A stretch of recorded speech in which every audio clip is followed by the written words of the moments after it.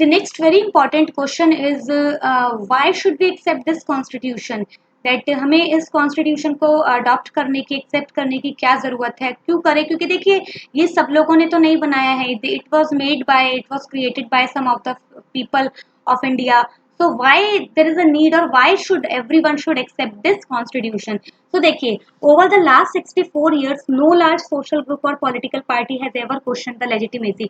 यानी कि जो मतलब पिछले हमें आज़ाद हुए हुए जो अभी 74-75 ईयर्स हो चुके हैं, तो तब तब से लेके अब तक ना ही किसी सोशल ग्रुप ने और neither of the political party has ever question the legitimacy of the constitution. यानी कि कॉन्स्टिट्यूशन कितना लेजिटिमेट है, कितना ये मतलब फ्रूटफुल है और कितना ये मतलब वायबल है, इस पर कभी किसी ने क्वेश्चंस नहीं किए.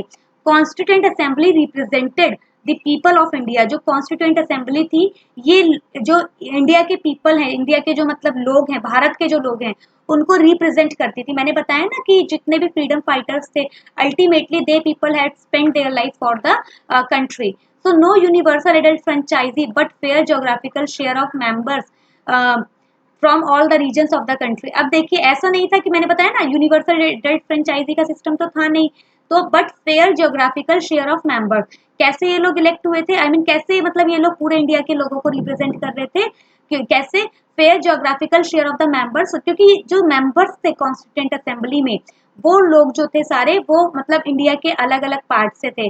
तो हर मतलब रीजन का जो पर्सन थे वो कॉन्स्टिट्यूंट असेंबली में बैठे हुए थे, तो अपने एरिया के जो भी मतलब उनके कंसर्न्स थे उन सबको उन्होंने रिप्रेजेंट किया in the constituent assembly at that time.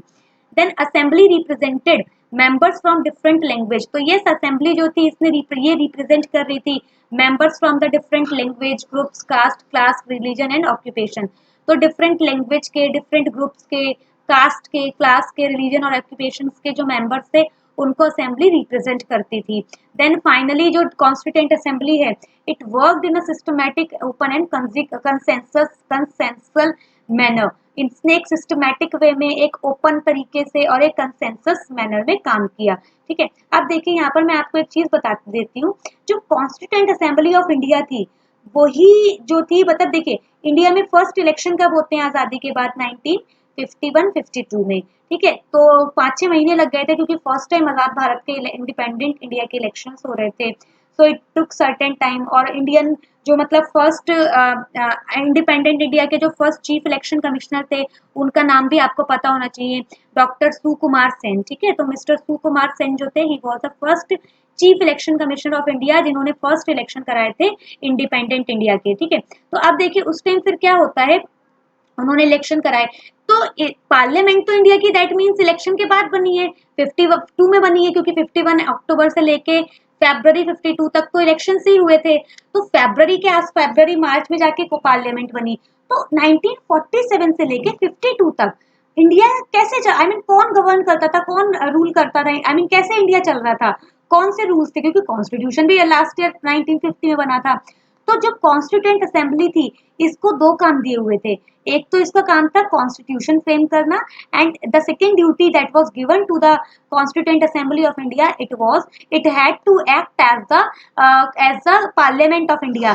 तो ये पार्लियामेंट ऑफ इंडिया की तरीके से भी काम करती थी. तो इसके पास दो काम थे, एक तो कॉन्स्टिट्यूशन फ्रेम करना और दूसरा इंडिया के लॉस क्रिएट करना. बहुत सारे जो भारत में उस टाइम कानून बनाए गए, लाइक फैक्ट्रीज एक्ट 1948 और बहुत सारे जो अदर एक्ट्स थे, तो वो 1947 के बाद जो भी एक्ट्स बनते हैं तो वो सब भारत के मतलब उसने बनाए, किसने? जो भारत की कॉन्स्टिट्यूंट असेंबली थी.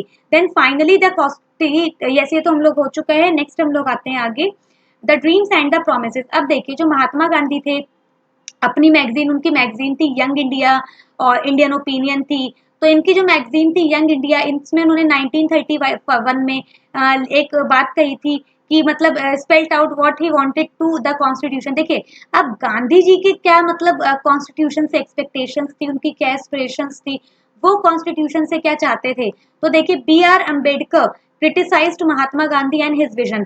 तो जो बी आर अम्बेडकर है, उन्होंने मतलब क्रिटिसाइज किया है मतलब महात्मा गांधी के को और उनके कुछ जो उनका विजन था.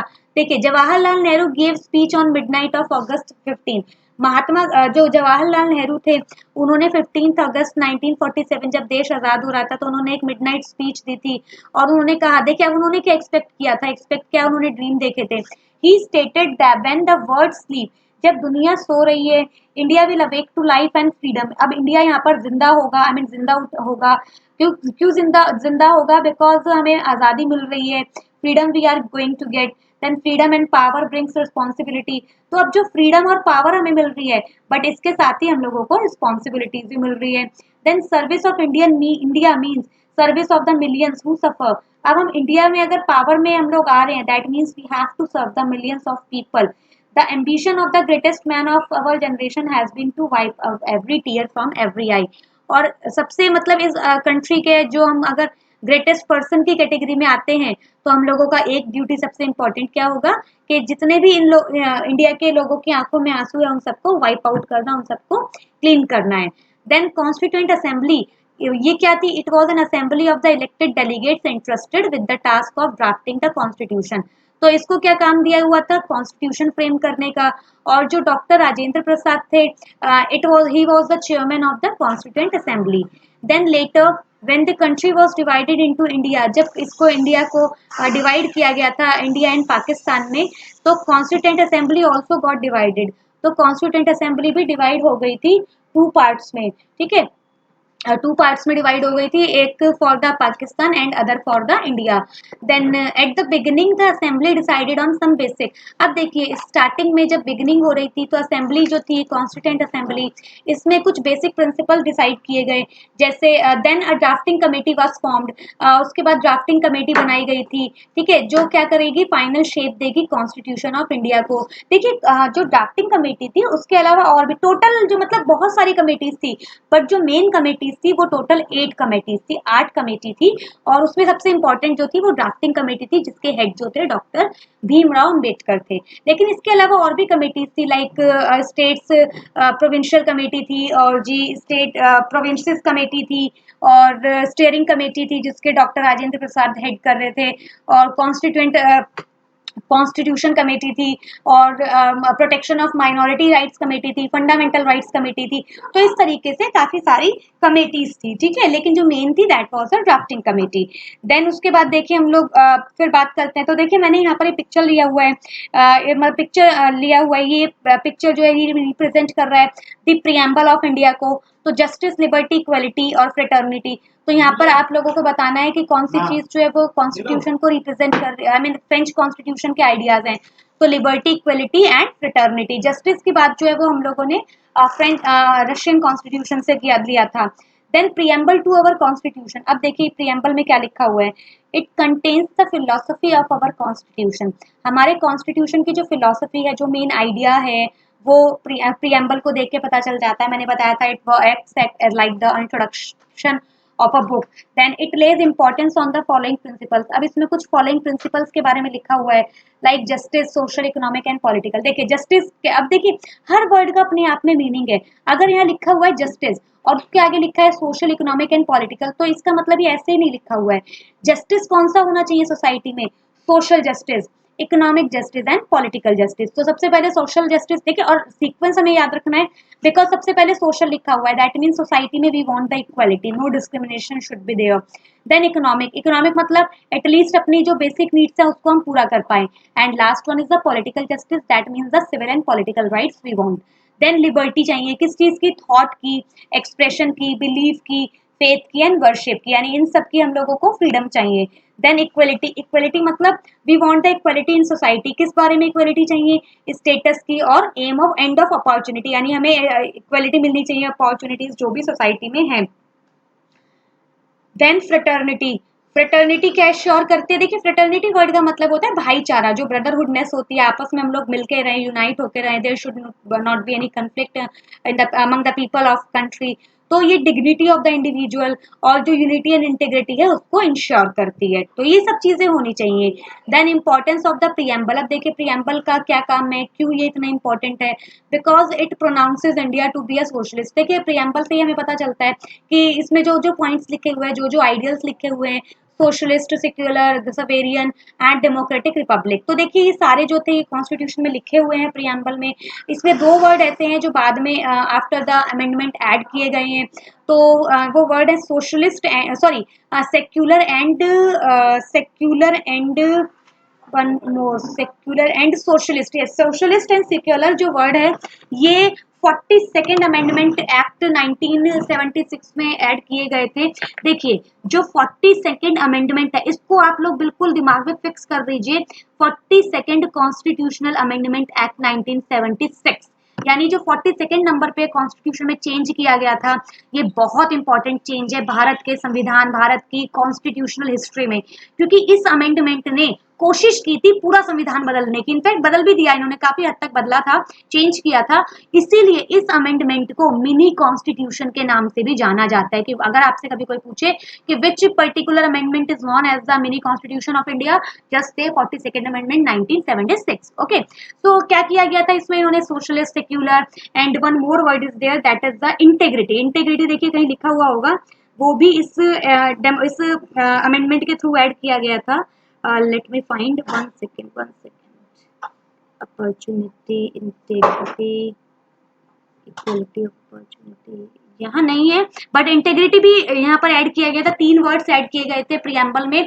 देखिए भारत का preamble it's a part of constitution, कई बार ये भी होता है कि पार्ट है या नहीं है, तो प्रियम्बल कॉन्स्टिट्यूशन का पार्ट है, और प्रियम्बल में अभी तक एक ही बार अमेंडमेंट हुआ है जिसमें कुछ वर्ड्स ऐड किए गए थे, socialist, secular and integrity.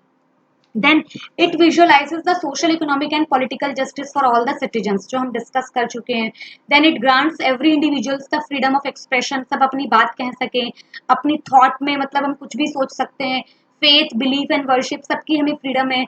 Then it provides for the equality of opportunity, सबके पास अपॉर्चुनिटी इक्वल है, सब सिटीजन्स के पास, और सबकी जो इंडिविजुअल डिग्निटी है वो बहुत इंपॉर्टेंट है, उसको प्रोटेक्ट करना, it's the responsibility of the state. Then it encourages a sense of brotherhood among the citizens, तो brotherhoodness को हमें increase करना है, that means unite करना है, and unity of nation is the ultimate goal। yes of course हम लोगों का सबसे मेन गोल क्या है कि हमारा जो कंट्री है that comes the first, सबसे पहले इंडिया आता है, उसके बाद हम लोग आता है, उसके बाद हम लोगों की आइडेंटिटी अपनी पर्सनल जो है वो आती है, ठीक है। बट अगर हमसे कोई पूछे कि हु आर यू, तो first of all we should represent as the Indian. Okay, then secularism and India is a secular state। yes India is a secular state। secular मतलब देखिए यहाँ पे जो सेक्युलर वर्ड का मतलब है वो है पंथ निरपेक्ष, यानी कि Bharat, India, the Indian state has no religion, state has no its religion of its own, state का अपना कोई रिलीजन नहीं है, बिकॉज इंडिया सेक्युलर कंट्री है, यानी कि राज्य जो गवर्नमेंट है उसका कोई रिलीजन नहीं है। It will act in the secular mode, secular mode में काम करेगी, दैट मीन्स सभी रिलीजन्स को इक्वल मान के चलेगी। Then it means equality of all religions. Yes every religion is equal. अगर आप दिवाली विश करते हो तो you must you should wish the Eid also, you should give congratulations to people on the Christmas also. तो सारे religions are equal before the state, there should not be any kind of partiality among the different religions in the society, ठीक है। अब देखिए India में mainly जो religions है वो बहुत सारे हैं, लेकिन मेनली 6 टाइप के जो रिलीजन्स है वो हैं। देखिए Hindu, then Muslim, then Sikh, then Christians, then Jain, then Buddhist, and last one is the Zoroastrian. तो ये हो गए आपके 7 रिलीजन्स हो गए हैं। इनमें जो हिंदू है they are the majority in India, that means 70 to 80% people जो है इंडिया के they belong to the Hindu, Hindu से मतलब दे पीपल आर हिंदू, वो हिंदू रिलीजन से बिलोंग करते हैं। 14% जो है they are the Muslim minority people, वो मुस्लिम्स हैं, देन क्रिश्चियंस आते हैं, देन सिख आते हैं। तो इस तरीके से है। तो माइनॉरिटीज अगर आपसे कभी कोई पूछता है तो हिंदूज के अलावा जितने रिलीजन है वो सारे के सारे इंडिया में माइनॉरिटीज हैं। तो टोटल इंडिया में 6 माइनॉरिटीज हैं। मैं फिर से रिपीट करती हूँ, Muslim, Sikh, Christian, Jain, Buddhist and Zoroastrian. Okay, तो ये 6 जो है माइनॉरिटी है। Then India is a secular state because state का कोई रिलीजन नहीं है और ये सारे रिलीजन्स को इक्वली ट्रीट करता है। Then people are free to practice any religion of their choice. Yes, लोग जो हैं वो फ्री हैं, आप कोई सा भी रिलीजन अडॉप्ट करिए, आप उसको मतलब कंसीडर करिए, कन्फेस करिए, प्रोफेस करिए, जैसा आपको करना है। religious freedom है, in fact it is a constitution fundamental right in the article 25 to 28। then people are everybody is treated equally irrespective of his caste, और सबको equally treat किया जाता है, चाहे उसको किसी भी कास्ट का हो, कलर का हो, क्रीड का हो, सोशल और इकोनॉमिक बैकग्राउंड का हो, it doesn't matter in the eyes of the state. Okay, तो सिक्युलर इंडिया का मैंने पिक्चर भी लगाया कि यस इंडिया जो है it comes first rather than any of the religious और लैंग्वेज और एनी बेसिस। ओके, तो देखिए इसके साथ ही हम लोगों का जो चैप्टर है कॉन्स्टिट्यूशनल डिजाइन वो खत्म हो जाता है। यहाँ पर हम वो वाइंड अप हो जाता है, ओवर हो जाता है। तो आई होप आपको ये सारा पूरा chapter easy I mean way में समझ में आया होगा। But still if you feel that there are some doubts in your mind, तो आप लोग मुझसे नीचे कमेंट सेक्शन में पूछ लीजिएगा। I will answer each and every questions. तो मिलते हैं हम लोग अब अपने नेक्स्ट चैप्टर में। तो टिल देन तब तक के लिए हम लोग तब तक के लिए हम लोग मतलब सी ऑफ करते हैं एंड ओके, बाय बाय।